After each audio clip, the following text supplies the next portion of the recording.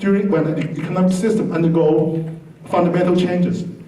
Actually, it's a phrase coined by physicists to describe the scientific revolution and the excitement in scientific breakthroughs in physics and astronomy. During paradigm shift, most people would stay on the sideline and wait for things to settle. We got excited and see opportunities. The underlying reason, I believe, is the common character trait of intellectual curiosity. When external changes stimulate us intellectually, our adrenaline starts to flow. I mentioned earlier that I didn't study any physics class. And therefore, I'm not bounded by the traditional physics business thinking. I'm not burdened with outdated information. I rely on my insatiable curiosity to collect as much information as possible and use my analytic skill to process them as fast as I can. People say I'm an out-of-the-box thinker. It is because I rely on my intuition and not traditional thinking. Some people would say that I'm a pioneer trendsetter that changed the idea how business ought to be done. Actually, I'm a beneficiary of such changes because my intuition gives me the insight to pick up early signs of change and adopt my strategy to meet the changing demand. Let me give you an example of how the curiosity worked to benefit my business. Early in my career, I wanted to break into the market in New York and East Coast. So we went to a trade show in New York City. At night, we would go to dinner and drove by some toy wholesale places in Manhattan. See, in New York, in older buildings, they don't have a special place for the trash and recycled items. So business would put the trash and recycled items outside the business after they close. When I saw fold-up cardboard shipping boxes piled up in front of the toy businesses, I had to stop and take a look. See, in each shipping carton, they have printed on them the name of the supplier, the description of the product, item number, and the quantity. By looking through those boxes, I have real-time sales data of how much business each had gone through each day. That's how curiosity helped my business. I also like to bring up an important quality for success, which might not be emphasized enough in classrooms. That is the courage and conviction to follow through on your intuition. A good example would be astronomer Galileo. Without his courage and conviction, even willing to sacrifice his freedom, he would never have been considered, revered as the father of modern physics in history books. For those that have done research, you know that you have to follow standard procedures, and your result is subject to peer reviews. In life, you are accountable to yourself, not your peers. You should have the courage to chart the course that's best for you. In business, when I see a good opportunities, all my competitors are going in that direction, I would go the other way, because that's often I find untapped market with little competition. I see that in other industries. When all the business follow each other using the same strategy, usually the one that has the courage to go the opposite direction will turn out to be winners. For those of you that in experimental science, you know how to control all the external conditions. The conditions and results in lab are supposed to be reproducible. Better be reproducible, otherwise you wouldn't get, the scientific results. But in life, you have little control over external conditions, and opportunities come and go. I often miss out on good opportunities because I was too cautious. I want to wait for even better opportunities, and I waited too long. When opportunity presents itself, you wouldn't know how good that opportunity is until after the fact. That is, until the opportunity is no longer there, or you seize that opportunity. In situations like this, you really need the courage to follow your intuition. Let me summarize my advice to you. It's several words start with the alphabet C. Confidence in your problem-solving ability. Have clarity of your vision and your strategy. Curiosity. You need to have curiosity so that you can stay ahead of the curve.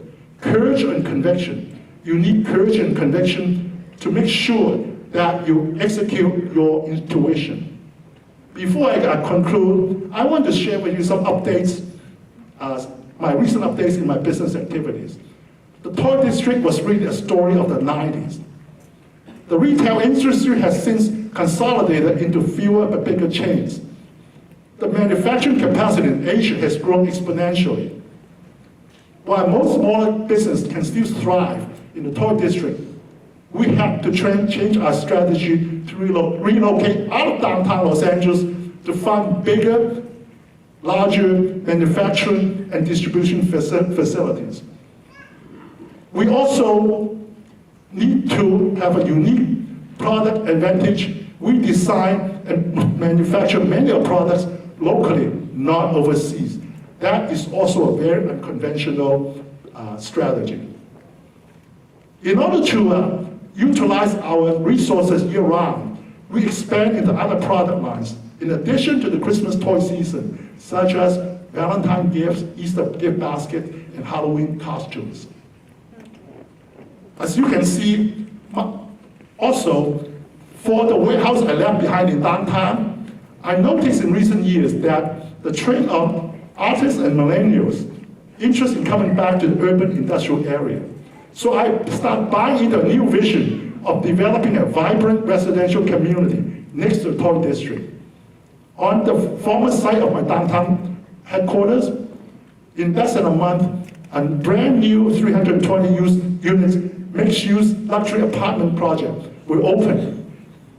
I was involved in every phase of this project, from design, building and zoning process, securing financing, construction, and marketing. Let me tell you, completing a real estate project in Los Angeles takes longer time than completion of a PhD. Okay. During all this, because of that experience under my belt, I'm start looking in different real estate opportunities, redesigning industrial buildings to find new alternative use. Throughout all this experience, I developed new visions, employed different strategies, learned different skills. But I retained the same basic attitude and approach that are grounded in an education in physics. I also find time to volunteer on government boards and civic nonprofit organizations. My motivation is to satisfy my curiosity, and that's why I often pick organizations in areas that I'm least familiar with. Politics and public policies, economic and workforce development, international diplomacy, higher education, media, and journalism. And all these, and it's so many different areas. My experience will not only satisfy my curiosity, but it also gives me satisfaction knowing that my skill and my perspective can make a difference in so many different areas. When I left my PhD research, I had a regret of not completing what I set out to do. I also had this fear that my life would not be as fulfilling outside science. I've since realized that as long as I approach life and career with the attitude of a physicist, I will always find great fun in finding new and exciting challenges. Every day I wonder what exciting ideas I would learn, exciting people I would meet, and what new innovation idea I could try out. So graduates, your education has prepared you well. It will open more doors than you can imagine. So go out and pursue that exciting and rewarding career of your choice, whatever that may be. Thank you.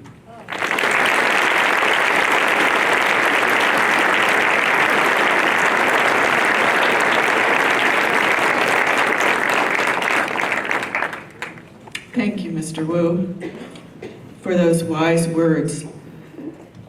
We like to say, the faculty like to say, that if you can do physics, you can do anything. But now you hear it from someone who has done something very different and who has contributed greatly to the Los Angeles area. Thank you very much.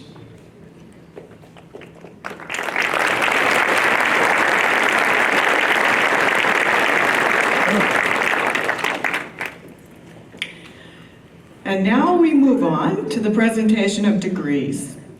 And we're going to start with the PhDs. We will begin by conferring the degree of Doctor of Philosophy, and we have 2 degrees within this, within the department, Physics and Astronomy PhDs.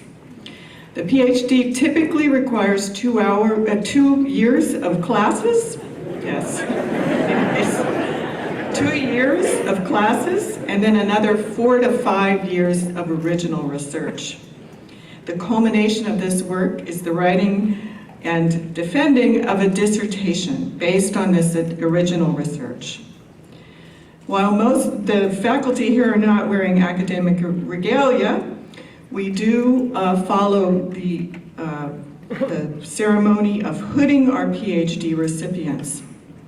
So to perform this ceremony, I would now like to present Professor James Larkin, who is Vice Chair for the and head of the Division of Astronomy and Astrophysics, and he will speak to you briefly on the hooding now. Professor Larkin. Thank you, Jean. So we are about to bestow our highest degrees, which are the PhD in Astronomy and the PhD in Physics. But I do ask that you wait about 2 minutes as I give a brief, kind of few words about what the PhD actually means and where its origin actually comes from. So likely you all know that the PhD stands for Doctor of Philosophy, but swapped in order just because we're traditional with the Latin version of this. But what does it really mean? What does it mean to actually achieve the PhD? Well, the term doctor originates from the Latin word docere, which means to teach. And originally it was used by the church to actually mean somebody who was licensed to teach theology. Later, as universities in the early Middle Ages started to separate themselves from the church, they began to continue to use the word doctor to mean those who have achieved the highest degree of learning in the areas of law, medicine, and continuing in theology. The doctor, the PhD that we know of, really gets its origin around 1150. Sorry for the history lesson, but it's actually I found it very interesting as I approached it as a physicist as I was learning about this. It began in 1150 with the founding of the second university, modern university, the University of Paris. When the University of Paris opened in 1150, they created a 4th branch, which they called the Department of Arts, and they began awarding Doctor of Arts. This is really where we get the PhD, although the modern version of it really starts again in the early 1800s, when the Prussian Empire actually began a Reformation process and founding of new universities, including the University of Berlin in 1810. At that point, the reforms included that to receive this highest degree, you had to perform an original piece of work or an original piece of research and present that in a defense before a board of other professors. This was the beginning of what was granted as the PhD. In the United States, we didn't have the equivalent, at least not at the time. There were other related degrees. And so many foreign, very ambitious foreign scholars, including many from the United States, went to Germany in the mid-1800s to pursue a period of study between 1 and 3 years and to receive a PhD. It wasn't until 1861, relatively modern times, that Yale University granted the first PhDs to 3 students here in the United States. That procedure, though, has not changed fundamentally in that time. We still, as we mentioned, to receive the PhD today, these students will have pursued an original piece of research, no matter how small or detailed, but often it's actually quite large and part of the contribution to science in its fundamental area. So today these degrees are actually very similar. All of the recipients will have undergone an original piece of research and presented that in front of a very rigorous board of faculty members to agree that their research is worthy of the PhD. Now, the robes that you see them wear, as you've heard a little bit already, date back to really the same early Christian and European universities. And they have a bunch of distinctions. There's a whole bunch of different regalia on them, the 3 bands on the sleeves and so on. These all have a lot of meaning that are maintained and standardized to the present day. What we do today is the hooding ceremony. And the hoods, which also tell us what degree they've achieved, 3 feet long for the bachelors, although our bachelors don't wear them today, 3.5 for a master's, and a 4-foot long hood for our PhD candidates. The hooding ceremony, the hooding is usually done where we bestow the hood over the heads of the candidates in an indication that they are now licensed to profess in the field of their choice, which is physics or astronomy in this case. So as we begin the hooding ceremony, what will happen is each of our candidates will be called forward. Their advisor, or myself, if their advisor is not present, will get up and put the hood over their head, indicating that they have in fact completed the PhD course of study. So, without any further ado, we will begin this ancient hooding ceremony.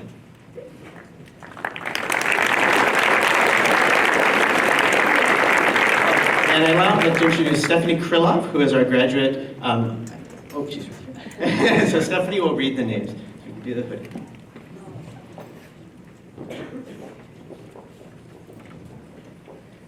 Now for the Doctor of Philosophy in Astronomy.